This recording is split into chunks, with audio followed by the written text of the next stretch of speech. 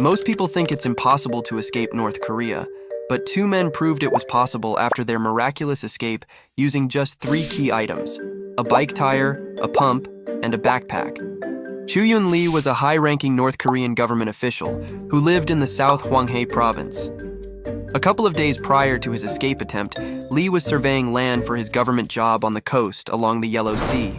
There are landmines and electric fences scattered all throughout the region, preventing North Koreans from trying to escape through the sea.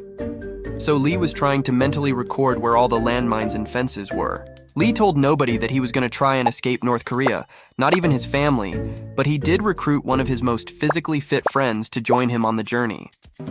Lee and his friend drove to the edge of where North Koreans were legally able to access. With their bike tire, pump, and backpacks, they started crawling through the high grass towards the sea. It was a full moon, so if they stood up, they definitely would have been seen by the patrols guarding the land. Lee and his friend agreed that if the friend would lead the way to test for landmines, Lee would be the first to test the electric fence. Thankfully, no landmines went off, and the electric fence wasn't on at the time, as electricity in North Korea is very sparse. So now Lee and his friend were going to have to make a run for it, as the long grass was about to end, and there was still about 100 yards to the sea. It was initially too bright to make the sprint, so they waited for a big cloud to eventually cover the light radiating off the moon. The cloud was finally in place, and they then decided to make a run for it into the sea. Once reaching the water, the goal was to inflate the bike tire with the pump to make floating in the sea much easier.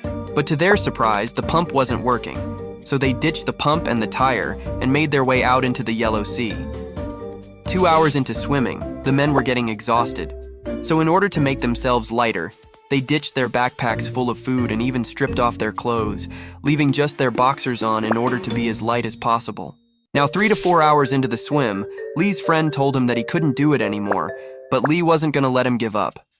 It gets even crazier from here, but there's a lot to the story, so tomorrow I'm posting a video on how they managed to survive, so make sure to follow.